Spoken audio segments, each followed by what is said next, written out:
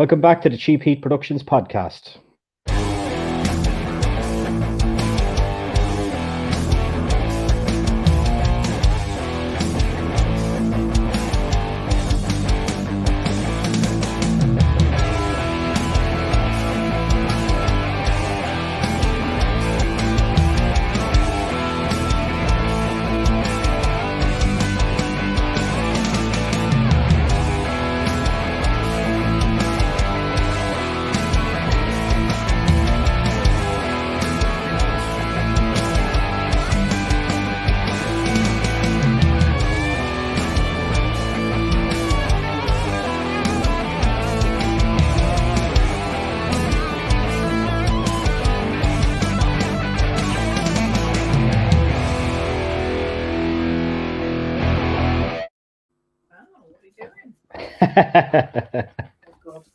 Right on time.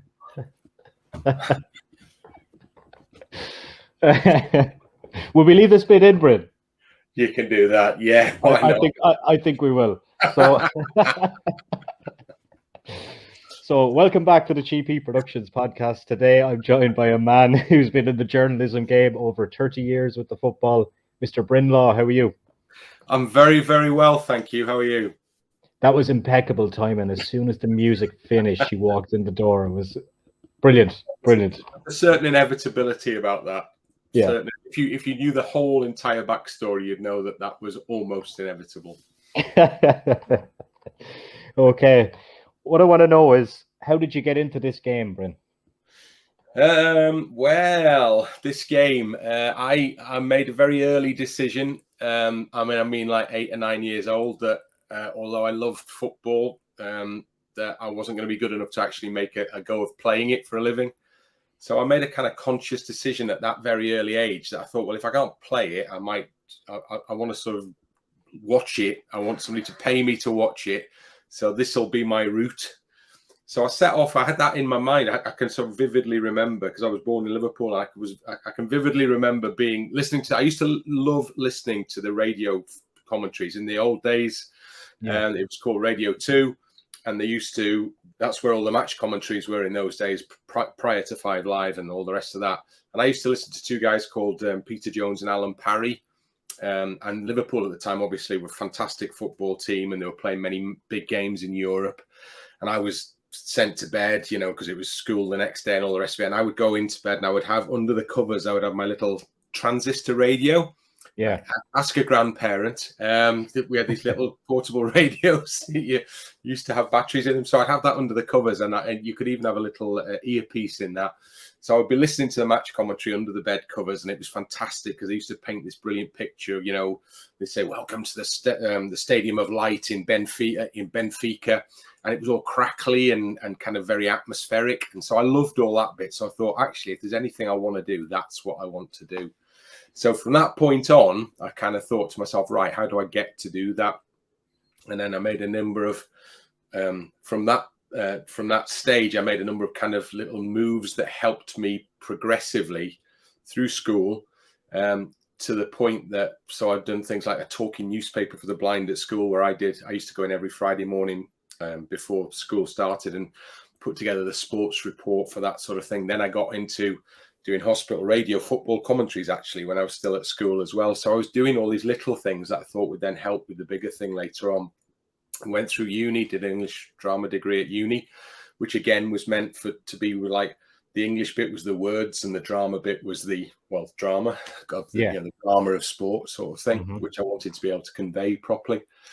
So that was all part of the plan as well. And then just before I left uni, I got on a 1-year course, because there were no kind of degree courses in media in those days, because we're going back away now. And it was a 1-year course in Preston, one of the few in the country at the time where you could go and do broadcast journalism for a year. So I did broadcast journalism as a specific, now focused course, and I came out at the end of that with a qualification that allowed me to go and start working. So that was basically, in a nutshell, that's the journey. So I targeted this role that I wanted to do from a very early age, and actually did my first proper radio commentary after the hospital radio. I came out to Preston, and as soon as I came out, I started freelancing for a local station in Wrexham, where I was growing up by now. And one day they said, listen, we've got FA Cup matches coming up, first round matches coming up this Saturday afternoon. They covered 3 clubs, Wrexham, Chester and Tranmere. They said, we'll take a look at half time to see which looks like the best cup tie. And whichever one looks like the best cup tie, that's the one we'll do live second half commentary on. Yeah. And I was allotted the Wrexham game because I'd done some match reports for them by this stage. And obviously I had this hospital radio commentary experience in the background, something I'd done a few years earlier. So I felt, I was ready. And at half time, they made the pick that the Wrexham game was going to be the game that they covered the second half of. So it was Wrexham v Winsford, first round of the cup. And that was my first commentary on air. So I'd actually got to the position that I wanted to get to ridiculously quickly. Frankly, it kind of all, I guess it all fell into place, right time and all that sort of thing. Yeah. And how did the Sky connection come about when you went to Sky? Well, I did after I'd freelanced, and then I went to work for 6 months in Barrow-in-Furness for BBC Radio Cumbria. Wasn't doing any sport there, just doing newsy stuff. I trained as a news journalist, which is how you did it in those days. You were a news journalist.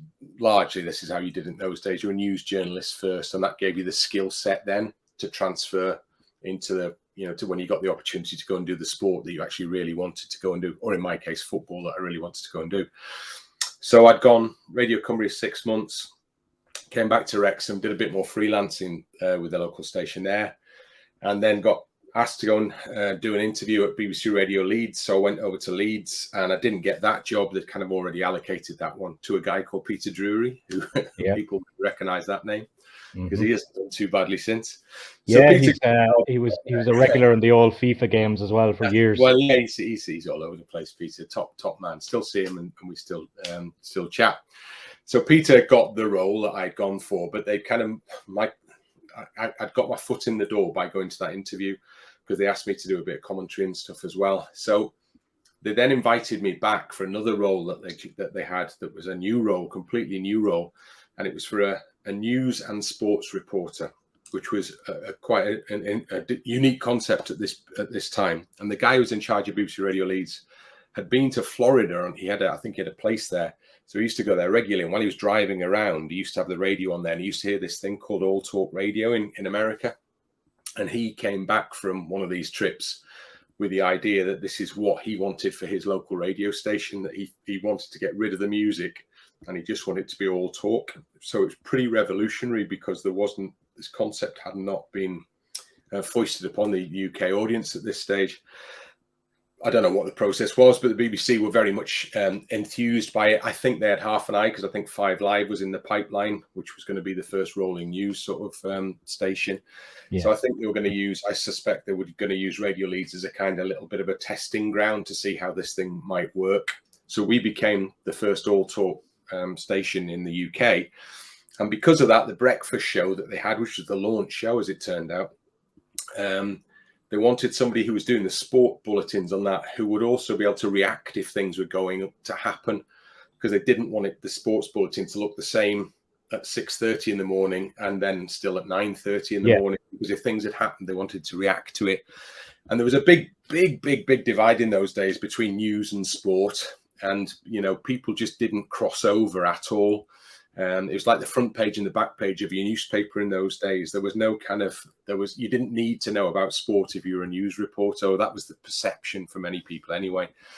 But this was the first sign of this thing changing, where the balance was shifting now, and where people were now regarding sport as being actually a news story as well as a sport story. So they wanted somebody on that bulletin desk who had an awareness that I could look at things in the morning and react to them if they needed to be reacted to. I also got sent out to cover fires and car crashes and all the rest of the stuff that you do as a breakfast early morning reporter. So I was getting that experience. Wasn't particularly enjoying it because it wasn't what I wanted to do, but it was probably valuable in the long run. So that led me to, I did that for a while, and I got to the opportunity to do some matches for them because they knew that's what it really was about. And I got my first commentary game. It was actually my club is Wrexham, and it was a Wrexham game against Halifax. That was my first commentary for BBC Radio Leeds. And then I got the big gig just a little bit later, which was the Leeds United gig, which was doing all the games because they had a reputation for many, many years, they'd done all the Leeds United matches home and away. And there were some sort of stellar commentators who'd done that before me. So Peter Drury was the guy who was there pretty much before me, and John Champion and people like that had worked for them as well. So they had a really good track record in sort of pushing people through on the production line. So I got that role. So I did all the Leeds United games pretty much for about 6 years, home and away. Loved it. Worked with Norman Hunter. Absolutely incredible experience. Got to know the club very well. Got to know the people, the supporters very well. Got to know the city very well through doing it as well. And then I was on a trip with them to go and see Leeds play West Ham. We were commentating on the game on a Monday night. Leeds lost the game 3-0. But we'd flown down for the match, which was quite unusual. And so there was a plane waiting for us to bring us back. And I was the only journalist who'd gone with the team. So we got on the plane to fly back from Stansted Airport back up to Leeds Bradford Airport. And we were delayed. And then eventually the plane started to take off. And as we were taking off, the engine on the right-hand side of me exploded. Jesus. And caught fire. And we carried on climbing. And then we were in that unique position. I hope it's a unique position of actually hearing the emergency little emergency speech from the front for real. So we were really in the crash position, and the pilot brought the plane down from about 250 feet, and the engine was completely on fire by now. And he managed, just because of Stansted's very long runway, he managed to just catch the end of the runway. The plane bounced, hit the grass, probably bounced again, and ended up nose down about within feet of the M11 motorway. So we all got off, and because I was the only journalist on board, my phone was still on the plane when we'd done the emergency exit, but I borrowed one of the players' phones and made a call as we were being taken back to the departures where we were going to be held while they did the investigations. I made a call to 5 Live and got through to the news desk. It happened to be a guy that I used to work with at BBC Radio Leeds. I think they were a bit confused at first because they cut me off the first time when I went through the switchboard. I think they probably thought, oh, another pisshead on the line here, just ringing up in a plane crash. Yes, sir, you're the third this evening. But I went back through. I was persistent. Got put through to the producer, this guy I knew, and he put me straight on air. So I was able to broadcast news of a plane crash literally within minutes, basically, of it having happened, and nobody else knew about this at all. So it was, it was kind of suddenly I was a journalist again, and I was at the centre of a big story. And not to ramble on too long with this, but one of the people who was watching the coverage, because there was a lot of coverage the next day, and I ended up doing stuff for the national newspapers and all the rest of it. And one of the people who was watching that was a guy who was setting up a new channel at Sky, which was going to be called Sky Sports News. You might have heard of it. Yes. And he was looking for a reporter to be like his Yorkshire correspondent. They had a guy in Yorkshire already, a lad called Rob McCaffrey, who was a pal of mine, as it turned out. But he was going off to do something else with Sky. So he was leaving that position vacant. He mentioned that he was in touch with me. He spoke about me to them in London. And so I got kind of asked if I wanted to go down there to have a chat with them. And so I went down, and they offered me the position of Yorkshire correspondent. So that was when this thing called Sky Sports News wasn't even a thing at that point. It was going to be more than an idea. It was definitely going to happen, but it hadn't launched at that stage. So I was going to join a new team who were going to be part of the launch team for Sky Sports News. So it was based on an American model, and it was a bit like the Radio Leeds thing in a sense. It was a whole new concept, where I came away from the interview for that position, or the chat for that position, thinking to myself, well, it's interesting, but I just cannot see how they're going to make this work. How on earth are they going to talk about sport for 24 hours a day, 7 days a week, 365 days a year? There's just not enough stuff to talk about. Shows what I know, doesn't it? I started with them. When we started doing the stuff for that, it was kind of pilot stuff at that point, because the only people who could see the channel were actually in the building. And then at some point in, what year would it be? I think it was 98, around about September, October time. So the season had just got underway. it was actually launched as part of the Sky Digital launch, the package launch, when they launched this new product, Sky. And it was an intrinsical part of that package that they were offering people, because they wanted people to switch from the old Sky system to the new Sky Digital system. So this Sky Sports News was offered as an incentive for people to make the switch. So it was interesting. It was really interesting. I used to go and do a lot of interviews with footballers. By this point, obviously, I'd made the transition from radio to TV, which I'd had a lot of help with from the BBC, because they actually sent me on a TV training course before I took those skills to Sky. But so I'd been making the transition. This was a new kind of way of working for me. So it was quite a challenge in many ways, because I had to really hit the ground running, because that thing, this as we quickly learn, this rolling news concept, doesn't matter what type of news it is, it just devours so much material. So you had to be on your toes right from the off. But while we were initially doing stuff, nobody could see it. And even after it actually officially launched, if the people that we were going to talk to, predominantly footballers, didn't have Sky Digital, quite often they'd say, "What's this going on?" And I'd say, "It's going on Sky Sports News." And they'd say, "What's that on?" And I'd say, "It's on Sky Digital." And they'd say, "I don't have Sky Digital." I'd say, "Well, it's definitely going on." But there was a credibility gap there. Mm-hmm. And there was one player in particular, Stuart McCall, used to say to me, "What's this going on?" And I'd say, "Sky Sports News," to you. And he'd go, "Oh, I don't get that." He said, and then he said, the next time I went to see him, he said, "Is this going on that channel again?" I said, "Yeah." So what, about 3 o'clock in the morning? I said, "Yeah, probably, Stu, yes." People were kind of expressing reluctance to do stuff for you, because they couldn't see the end product. You know, everyone likes to see themselves when they've done something, and they couldn't see it. There was still an evening show on the old Sky Sports called Sports Centre.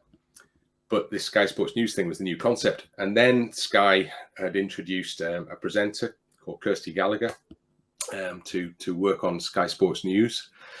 And the first hint that I had that people were beginning to get the idea and were beginning to take up the package was when I'd go and do an interview with a footballer. And they say, "What's this going on?" And I'd say, "Sky Sports News." And then they say, "Oh, can you get me Kirsty's number?" So first sense that the channel was now beginning to plant itself in people's perception. And then boom, from that point on, obviously it just went massive, sort of groundbreaking, basically. What way do you think that the channel has changed over the years from when you first started to now? I think you kind of touched on it earlier, when it's not just about what happens on the pitch or different sports. Like, it could be any sport. Like, I've seen wrestling, NFL, things like that, but it's a lot of personal stuff as well, behind the scenes drama, kind of brought on from social media and stuff leaking, really, isn't it? Well, now it's a very different thing now to what it was when I worked there, and I haven't worked there for over 2 years now. But no, actually a lot longer than that. But it isn't the thing now that they originally set up. I mean, it was set up as something that was going to be like Sky News fundamentally, but just about sport, predominantly football, but just about sport. But the tone was going to be the same. The look was going to be the same. So we always had to be suited and booted. We were always sort of collar and tie. They gave us they became very well known, the Sky Sports coats that we all had, this Gant double-decker coat that we were all given. Yeah. So they kind of made it very strong brand, on-screen branding. And we were to deliver the sports news in the same way that you would deliver any news. There was to be no kind of difference in the level of gravitas, if you like. It was to be taken very seriously. And one thing that Sky Sports News has done many things in kind of shaking up the industry that is around sort of the coverage of sport in this country in particular. But one of the key things I think it's done is that it because that thing I said about needing to fill 24 hours a day, 7 days a week, 365 days a year, you immediately did have to look beyond. I had this concept was going to be, I was thinking to myself, how are you just going to do all we do for sports news bulletins? Were at that time, were a lot of, Leeds have got 3 injury problems for the weekend. X is suffering with a groin injury. Y's got a bad leg, and Z is suffering from concussion or whatever it might be. But it was kind of injury based, frankly, because that was deemed to be news in that period. So to make this thing work, this 24-hour a day thing work, you needed to expand your sort of area of interests. And what that has meant is that the whole industry of football in particular, the industry of sport, but football in particular, has become something that you now cover. So this was the point in football in many ways, I think, that people started to know who chief executives were, where people started to know who the owners were, you know, what they were up to, where they came from, and they started to know who the chairman was. But not only that, they started to know who the kit man was. You know, they started to know who was the head of the academy, because we were going along every day looking for somebody to talk to, basically. So that meant, and I've said this to football clubs, I subsequently ended up doing a lot of coaching work with coaches, media coaching work with coaches. And I said, the reason this is important, it's now because you're all now regarded as fair game in terms of media coverage. So somebody will come and ask you for an interview, even if you're, you know, number 3 coach somewhere in the academy, potentially, because this is just the way it works now. Something like Sky Sports News needed people to talk about stuff all the time. So if you've got a big game that they were previewing, you know, the brief I would have was find somebody to talk about this, you know, 11, and then somebody else at 12, and then maybe somebody else at 1, and then somebody else for the following day when you carried the story forward. So, you know, you were challenged to go out and find people to talk to. So it meant that everybody became, everybody was on the list. And that's, you then build up what you can do with the story by then you start featuring heavily on financial problems. I mean, I had an awful lot of this type of coverage with Leeds United. Yeah. So that I'd gone into this Sky role thinking, well, I love football, so this gives me a great chance to watch lots more football, which is what I'd already been doing with Radio Leeds. But actually what it involved me with was doing a lot more. In fact, in a way, bizarrely, the football watching aspect was almost the least important aspect of what I was now doing. I wasn't really doing the Saturday. I was doing the Monday to Friday. You know, it was the bits in between the games was where Sky Sports News really, because the Saturday stuff was covered by somebody else. Other departments did the live games. Soccer Saturday was a separate department, although it went out on the same channel. So the Saturdays and the Tuesdays, but the Saturdays in particular, was somebody else's job. So I'd gone from being a commentator, which is what I'd been at Radio Leeds for many years, loving being a commentator. I got to Sky Sports News, and now I was a reporter. So now I was standing in car parks or outside of stadiums or, you know, wherever, at the top end of a drive of a manager or whatever, reporting on things that weren't actually to do with the game itself, but lots of other aspects that surround the game in the wider terms, in the wider sense. And that's what Sky Sports News, I think, has done more than anything else. It's created a perception of an industry, a football industry, a sports industry, but in particular a football industry, so that everybody now takes notice of that and everybody now reports on stuff like that. And it's now, you know, that sort of stuff has now found its way into the actual news agenda. So that sort of stuff now could lead a news bulletin. Yeah. And that's where the things change. The whole game. You use the word the game. That's where the games change completely. Because there's no way, when I started out in this business 30 years ago, there's no way that you would get sports stories leading a news bulletin. You know, news editors would have gone, no chance. That's look what Ronaldo's after putting up on Twitter. That could be a headline sometime, like, you know. Well, anything now is kind of, you know, Ronaldo's transfer is a really good example, because that would be, I'll guarantee you that was in the 6 o'clock news, you know, on the BBC in the UK, for instance, that evening. It would have certainly been covered, I'm sure, in Ireland as well, because that's the spread of this product now. This Premier League product's absolutely massive on a global basis. So it would lead, you know, there's potential for leading bulletins, certainly appearing in main bulletins there.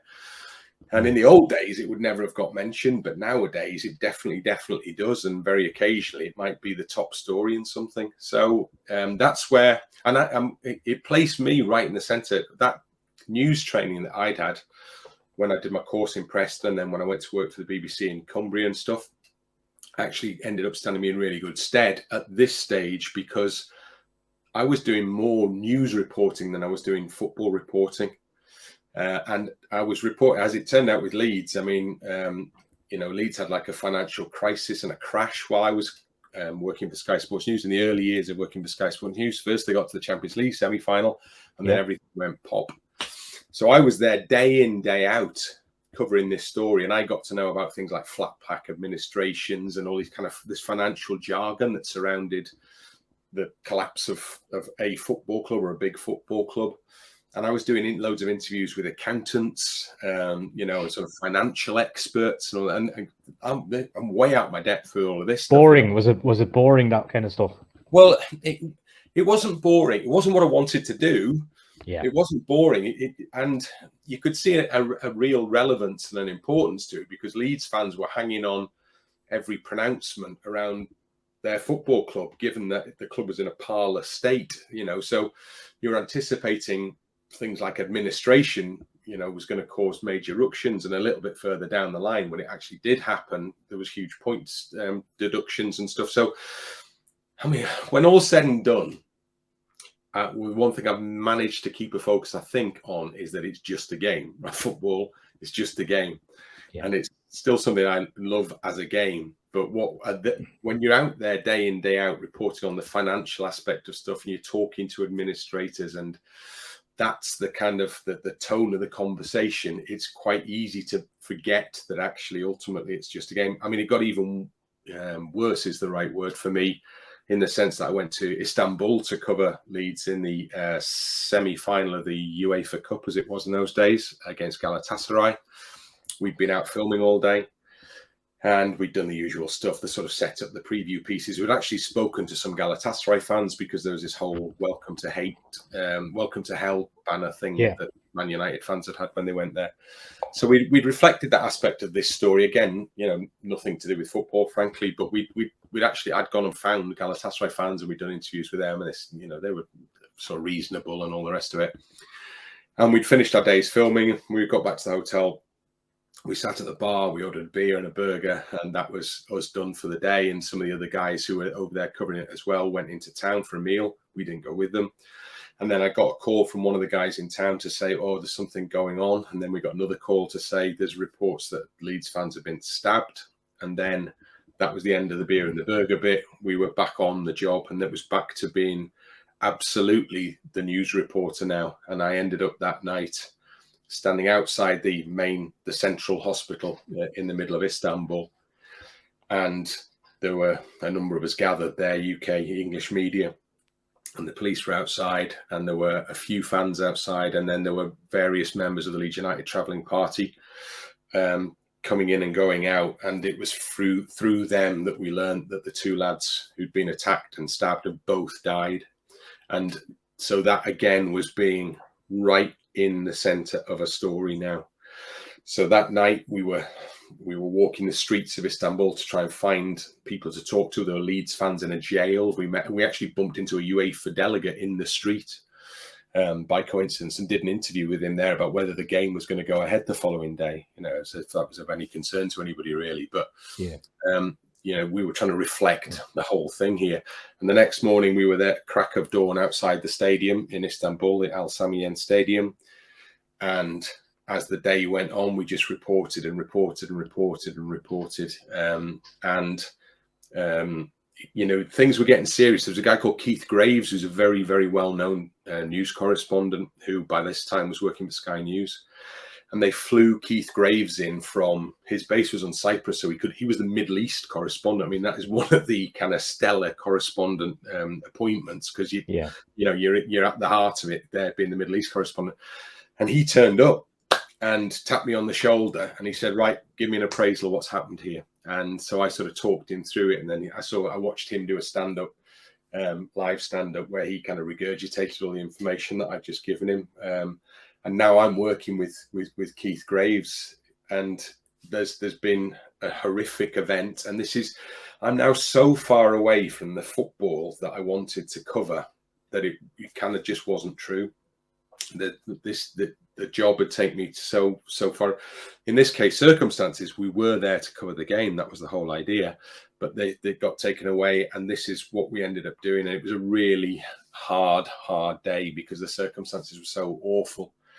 And as the day went on, what was bizarre was that the Galatasaray fans appeared to just continue as if nothing had happened, effectively. So as the day went on, the stadium got fuller and fuller and fuller, because it was a massive game for Galatasaray. The semi-final, I think it was the first time they'd been in a European semi-final.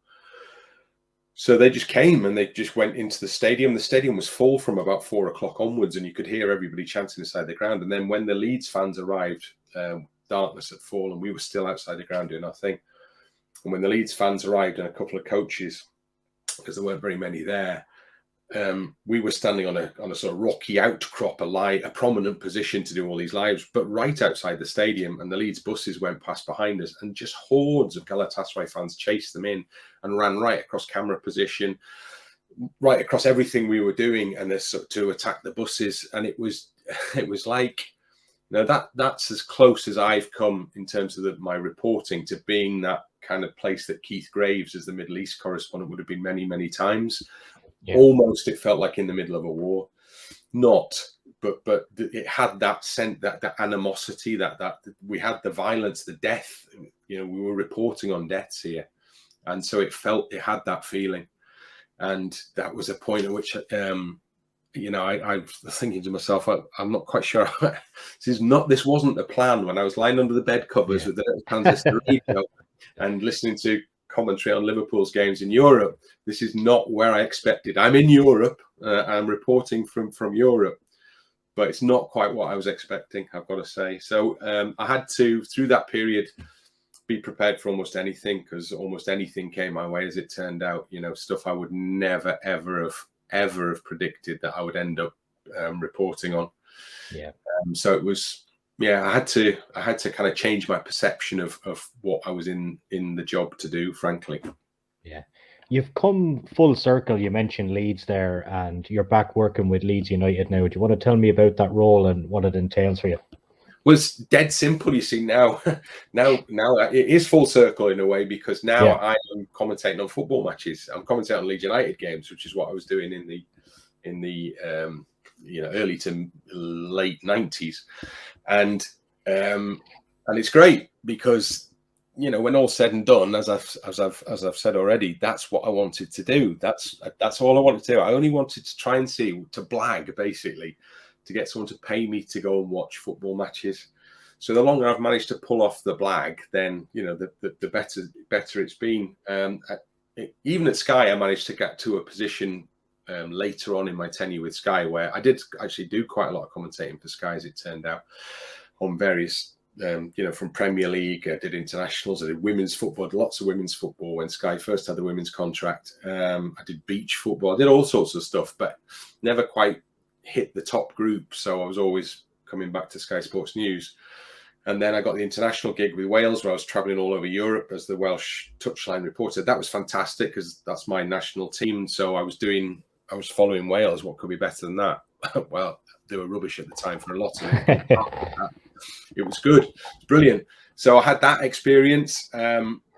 And that was about watching games predominantly, because it was about reporting on the Wales game sort of thing. So, and then I was doing Soccer Saturday, which was the thing above all at Sky. Of all my experiences at Sky, that was my favourite experience, because Soccer Saturday is just such a brilliant show. And Jeff Stelling is just the best sports presenter on TV. That's what I remember you from, predominantly from Soccer Saturday, from watching it. It's remarkable, because that is the one show. I mean, a lot of Sky's output is niche, because it's still small audiences, because not everybody's got it, and not everybody watches the same thing at the same time. So you could do loads of stuff on Sky Sports News, for instance, and you could never quantify how many people are actually watching it. But Soccer Saturday was the one show on all of the Sky output, frankly, that had the feel of it being like a terrestrial show, if you know what I mean. So like being on BBC One or something like that, where there's a big audience kind of all the time. It grows and it shrinks, but there's always a core big audience for it. And Soccer Saturday was the one where you would work on it. It had that feel. So I would do stuff on Soccer Saturday, and then people on the day after, or the Monday or the Tuesday, would refer back to it. And that was the point at which I started to gain recognition on a wider basis through doing that fantastic show. And it's such a good product, and it had such a loyal following. People who would sit and start watching it at noon and still be with it at 6 o'clock in the evening, which is just unheard of. I mean, the whole thing's a crazy concept anyway, this 6-hour live show with no live action. But the way it's been put together and the guy who hosts it is what makes it actually work. So I got the thing there with this, the Barnet, everybody kind of has a little thing on it. So, you've got Kamara doing the whole unbelievable Jeff, and it wasn't anything that I'd taken control of, but it was a recognition sort of point, was having this head of white hair sort of thing. So, oh, you're the white-haired bloke off Soccer Saturday, aren't you? So even if people didn't know your name, they might kind of recognize the trait, or you know, I didn't have a catchphrase, but I just had this hair like this. So yeah, that was where the wider recognition came from, being lucky enough to be involved in Soccer Saturday, because that's a show that I'd been a commentator, I'd been a reporter, and it was live, and I enjoyed live, and I enjoyed commentary. Reporting less so, but live reporting gives you a buzz. At least you get the adrenaline thing, and that combined all the elements in one hit. So I enjoyed that because it was a real challenge. It was completely unpredictable, and often things happened again that you would never have ever anticipated seeing or reporting on or whatever. So that was brilliant because it was just constantly changing. And sometimes I'd go and do a game and it might be a 0-0 draw, and I might do one report in the entire course of my afternoon's work, and then drive, 2 hours home, 2 hours there, 2 hours home, and I've done one report. So I'm on telly for maybe 10 seconds, but it didn't matter because that was part of the deal. And I just I could hear the show in my headphones anyway. So I got to enjoy the show, and I got to enjoy Jeff doing his thing, which he's brilliant at. So you're just part of something very, very, very good, and to have that association with such a good show that's a privilege, actually. I was lucky to get on that, very lucky. But yeah, so I was doing some football stuff, and then the Sky thing finished, and then I just it was almost, the timing was quite good from Leeds' perspective. They were looking for a new commentator. I was now available, so we had a chat, and they said, well, do you want to do the games? And that was in the last season in the Championship. So again, I was very, very lucky to get the season after 16 years waiting. I got the season where Leeds finally managed to get promoted, and did almost all the games through that, bar 2 or 3 I didn't do, but got the entire run in. Then, of course, lockdown happened, and again, the world changed completely in a way that I would never ever have predicted. And it had a massive impact on the way we worked and how I work now, because I'm now a freelance, and most of my work comes through the football industry in various guises. And it all stopped. And we went from early March. And the next time I worked on a football match was in June, late June. And I'd done almost nothing in between the two times because there was nothing to do, because nobody was hiring at that point doing what I do anymore. So that was kind of a really scary period financially, because it was like, what's happening here? Is this thing ever going to start again? But not only that, but Leeds had been left hanging. They were on the point of getting promoted, and then it all stopped. And people were saying, "Oh, they're going to void the season. It's not going to happen." And I was like panic stricken, thinking, I don't care how they get up, but they just need to get up, because there's stuff riding on this that's beyond the whole football thing for me in particular. Anyway, we got there, and it was a strange period. We did the last 9 games with nobody else in the stadium, which was utterly bizarre and in a way kind of crazily pointless, because what's the point of professional sport if nobody's allowed to go and watch it? But anyway, there was a need to get to the end of the season. I was very, very, very lucky to be the guy commentating on the game that Leeds played at Swansea, when they got a last minute winner through Pablo Hernandez, which all but guaranteed the fact that the club would be going back to the Premier League at last. So to be in that position, to be commentating at that moment, was just, I felt, so very, very lucky to have landed in that seat at that time, because it was brilliant, because I knew how much I lived in Leeds through this entire period. So I never lived in London when I worked at Sky. I've always been in Leeds, and I knew how much it meant to the people in the city and all those Leeds fans beyond the city as well. So I had quite a good understanding and awareness of the significance of this moment. So that was great. And then we've had the whole Premier League season, and that's been really nice, actually, because that's brought me back into contact with lots of people that I worked with at Sky and places like that over the years. Yeah, crossover. Yeah, so I see all the guys on the outside broadcast teams, and that's the guys at all the levels who I've always got on, because I worked on loads and loads of those over the years. So I know lots of people, the directors, the producers, the commentators, and all the rest of it. So with Leeds back in the big time, as it were, I'm seeing them much more regularly than had previously been the case. So which has been nice as well, to sort of renew acquaintances with people like that. Yeah.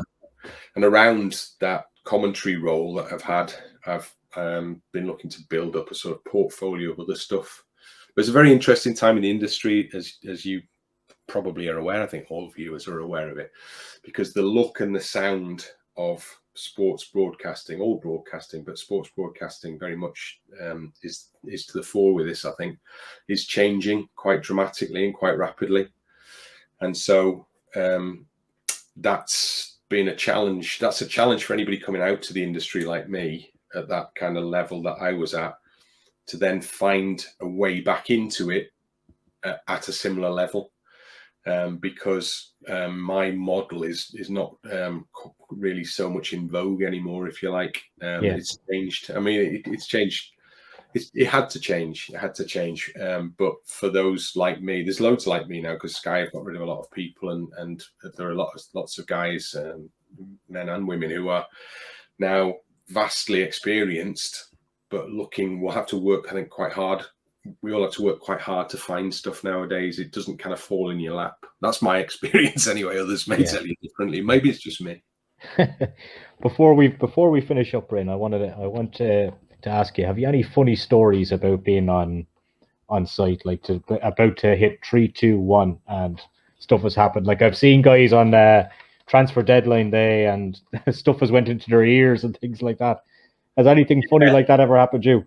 I was never a fan of transfer deadline day. It never felt, and I never really enjoyed that pressure to come up with stuff constantly. But Soccer Saturday was the one that tended to throw up greater likelihood of something basically going wrong, because people love stuff going wrong, don't they? Fundamentally, that's the stuff that they kind of remember.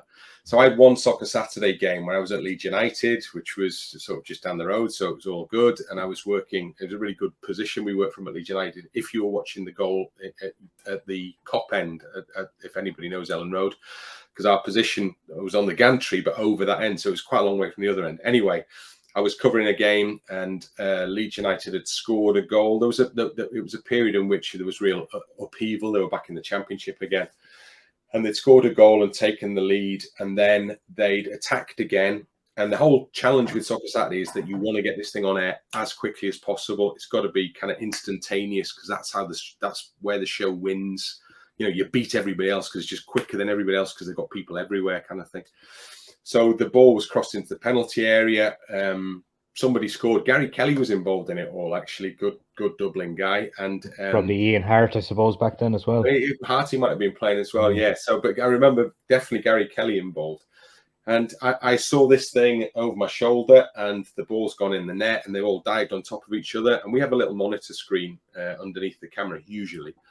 But it was only single camera coverage. So the one camera that there was on that particular game stayed with this celebrating group of people. So as I'm ready to deliver my match report, this goal going in for Leeds to go 2-up, I can see the players still celebrate on the screen in front of me. So I deliver the news that Leeds have scored a second goal, and then a little bit of flannel after it. Really short, sharp reports is what they want on the show. So I do that. So it's Leeds United 2, Birmingham City. They were playing 0. Then as I'm talking, I heard a roar over my other shoulder, effectively. And I don't know what this is, because I'm trying to work out on the monitor screen what I'm thinking to myself. Well, we've just kicked off again. What's happened here now that's caught? Then I see a player walking off the pitch. So I have to try and kind of guess what's happened here. So I'm saying, well, as they kicked off, there's been an incident and 2 players have gone at it, and I can't remember who it was, but X has been sent off. So it's complete. I mean, I don't know, but the final thing was Leeds United 2, Birmingham City 0. You always finish with a scoreline. So they go back to the studio. Then a few seconds after that, I got a shout in my headphones from the Carly in the studio saying, "Are you sure about the scoreline? Because press agency are not reporting the second goal." I said, yeah, I'm sure, yeah. And then I'm looking at the scoreboard, and the scoreboard down the far end still says Leeds United 1, Birmingham City 0. And then there's a big roar, because then Birmingham City have score a goal. So I go back to them and say, I don't know what's happened here. I'm talking to the studio without being on air at this point. Obviously, I don't know what's happened here. But Birmingham have just scored, and it appears to be 1-1. So So I relay this information, then it goes through the producer and it goes into Jeff Stelling's ear. So Jeff Stelling's introduction was, remember how the last time we were at Ellen Road, Leeds United were 2-0 up against Birmingham? Well, now it's 1-1. Bryn Law can explain. And I then had to go through and tell this sorry tale of how the goal had been disallowed. I didn't know because the camera stayed on the celebrations. And then when the free kick had been taken, two players had clashed. That's where the sending off had come. I still didn't know that the goal had been disallowed. Then Birmingham had equalised, or scored a goal, so that's the equaliser. So I just had to explain, and there was just a general consternation and laughter I could hear in the studio as this ridiculous tale, this far-fetched tale was being told. Yeah. And at the end of the show, I said to the producer, a guy called Kondo, top man Colleen Condra, and I said, right, Kondo, my letter of resignation will be in with you by Monday. And he went, no, don't worry about it. He said it was funny. People enjoy that stuff. He said the only thing you've got to do in that situation is get yourself out of it, which you managed to extricate yourself from it plausibly. And plus, it makes for great live television. That's it. Well, that's the people love Soccer Saturday because daft things happen. I mean, that, you know, the classic is the Chris Kamara missing the sending off. Yeah. Which, you know, is still does the rounds to this very day. Now, if I'd done that and missed that sending off in that way, I'm not quite, well, I suppose I've just given an example where it would suggest anything other, but if I'd missed the sending off like that as a reporter, I would feel really, really bad about it. You know, I'd think, oh my God, you know, that's why I'd offer my resignation, because I'm here to see that. That's my job. I'm here to do that. If I don't do that, then I've kind of completely failed. Whereas Cammy's somebody, character is so big and kind of all the rest of it that everyone just has a massive, massive laugh about it. And it becomes his kind of almost his trademark event, if you like. Yeah. So there was always a chance of something like that happening on Soccer Saturday, which was what made it brilliant, which is why I so much enjoyed working on it. Yeah. Bryn, it was a pleasure to talk to you today, and best of luck for the rest of the season with Leeds. Enjoy yourself on the road. Thank you very much. I enjoyed it. Thank you. Thanks, Bryn.